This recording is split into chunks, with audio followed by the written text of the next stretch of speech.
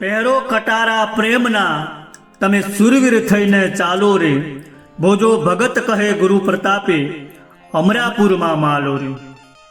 સર્વે જ્ઞાની હંસોને જિજ્ઞાસુ આત્માઓને વંદન પ્રણામ.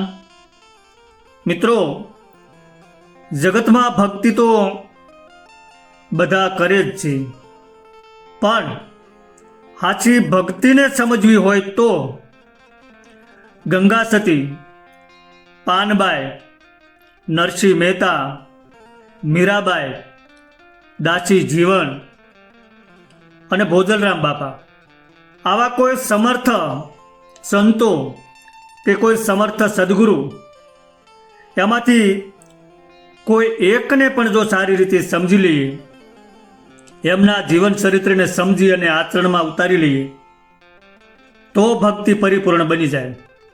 એમાં પછી ન કંઈ ઘટે. આ બધા સંતો મોટે ભાગે અભણ હતા, પોતે લખી પણ નહોતા શકતા, છતાંય એમના દ્વારા લખાયેલી અમરવાણીઓ આજે યુનિવર્સિટીઓમાં ભણાવવામાં આવે છે. આનું કારણ શું? તો એ ભક્તિમાં પૂર્ણ રીતે રંગાઈ ગયા હતા. એમનો ઈશ્વર સાથે તાર લાગી ગયો હતો, એ વિંધાઈ ગયા હતા. અને આ સંતપણા કોઈને એમનામ નથી મળી જતા. એના માટે ખસાઈ જવું પડે છે, ઘૂંટાઈ જવું પડે છે, લૂંટાઈ જવું પડે છે અને વિંધાઈ પણ જવું પડે છે, ત્યારે સંતનું બિરુદ મળે છે. નથી મફતમાં મળતા એના મૂળ સૂકવવા પડતા, સંતોને એના સંતપણા નથી મફતમાં મળતા. સંતના બિરુદ એમનામ નથી મળતા. એ બિરુદ મેળવવા માટે મોંઘા મૂળ ચૂકવવા પડે. ભોજા ભગતે પણ એ જ કીધું છે. આગળમાં આપણે કીધું એમ કે પહેરો કટારા પ્રેમના તમે સુરવીર થઈને ચાલો રે, ભોજો ભગત કહે ગુરુ પ્રતાપે અમરાપુરમાં માલો રે. આનો અર્થ બરાબર સમજવા જેવો છે. તમે પ્રેમની કટારી ભેટમાં બાંધીને અથવા પેટમાં પરોવીને સુરવીર થઈને ચાલો અને ગુરુના પ્રતાપથી પછી અમરાપુરમાં જઈને માલો. તો એ કટારી પહેરવી એટલે કટારી બાંધવી એવો અર્થ ભક્ત કવિને અભિપ્રેત નથી, પરંતુ કટારી ખાવી તે કટારી દેહમાં ખોસી દેવી એવો અર્થ છે. અર્થાત મરી જવું. પણ મરી જવું એનો અર્થ જીવ કાઢી નાખવો એવી વાત નથી, પણ સંસારના પદાર્થોમાંથી મરી જવું એટલે કે વાસના માત્રમાંથી મુક્ત થઈ જવું. અને એ તો જ શક્ય બને કે જો પ્રભુ પ્રેમની કટારી ખાઈને ભક્ત દેહ ભાવને મારી નાખે અને જગતમાં એ રીતે જીવે કે જાણે દેહધારી હોવા છતાં દેહથી મુક્ત છે.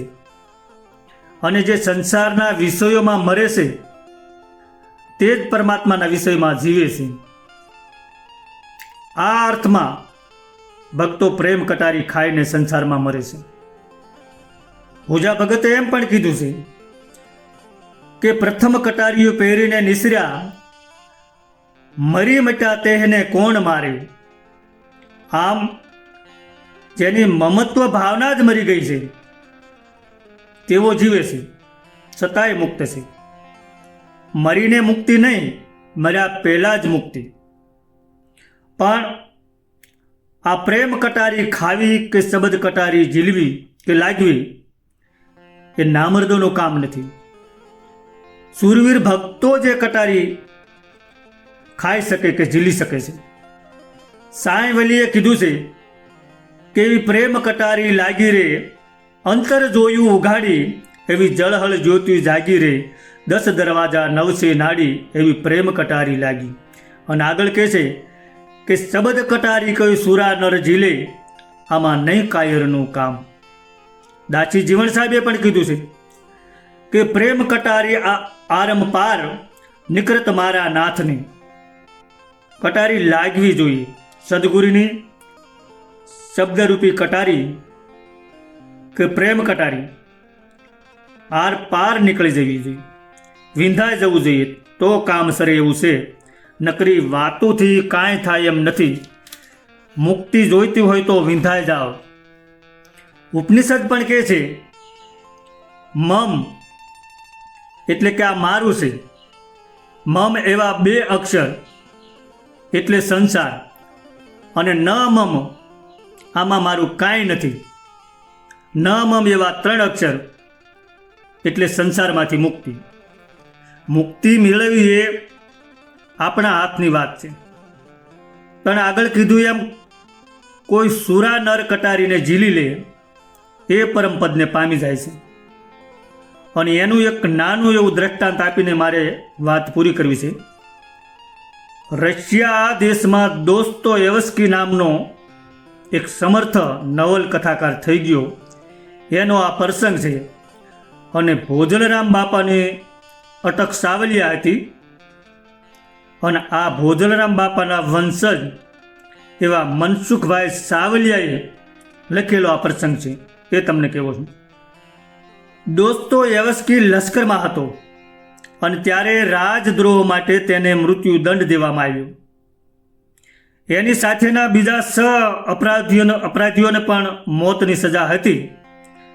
અને નક્કી થયેલા દિવસે વહેલી સવારે સજાનો અમલ કરવા માટે બધાને આમ જેલની બહાર લાઈનમાં ઊભા રાખવામાં આવ્યા. દોસ્તોયેવસ્કી હાથમાં ક્રમે હતો, અને નિશાનબાજ બંદૂકથી એક પછી એક સજાનો અમલ કરવા લાગ્યો. એક પછી એક એમ 6 જણને ગોળીઓ મારવામાં આવતી હતી, અને અપરાધી ગોળી વાગતા પડી જતા હતા. પણ જ્યારે દોસ્તોયેવસ્કીનો વારો આવ્યો અને નિશાનબાજ મારાએ બંદૂકનું નિશાન લીધું, પરંતુ બંદૂકમાંથી ગોળી છૂટે એ પહેલાં જ જાણે કે ગોળી વાગી છે એમ માનીને દોસ્તોયેવસ્કી પડી ગયો. મતલબ કે અંદરથી વિંધાઈ ગયો. અને બરાબર એ જ વખતે રાજાનો હુકમ લઈને ઘોડેસવાર આવ્યો, અને સજાના અમલની મનાઈ કરવામાં આવી કે હવે કોઈને સજા કરવાની નથી. દોસ્તોયેવસ્કી બસી ગયો. હવે આને તમે ચમત્કાર ગણો કે જે ગણો તે, પણ દોસ્તોયેવસ્કી ખરેખર અંદરથી વિંધાઈ ગયો હતો. અને એણે લખ્યું છે કે આ ઘટના પછી એ એવી રીતે જીવ્યો કે જાણે એ મરી ગયો છે, અને તેના જીવનમાં અદ્ભુત ક્રાંતિ સર્જાણી કે ત્યાર પછી પરમ આનંદમાં જીવ્યો. હવે જો દોસ્તોયેવસ્કી માટે એક પળમાં આવું બન્યું હોય તો પછી દેહાભિમાનને હાવ મારી નાખનારા સંતો, ઓલિયાઓ અને ભક્તોની તો શું વાત કરવી. આવી રીતે જીવતા જે મરી જાય છે એ જ ભક્તિ કરીને મુક્તિને પામી જાય છે. સદગુરુ ભગવાનની જય.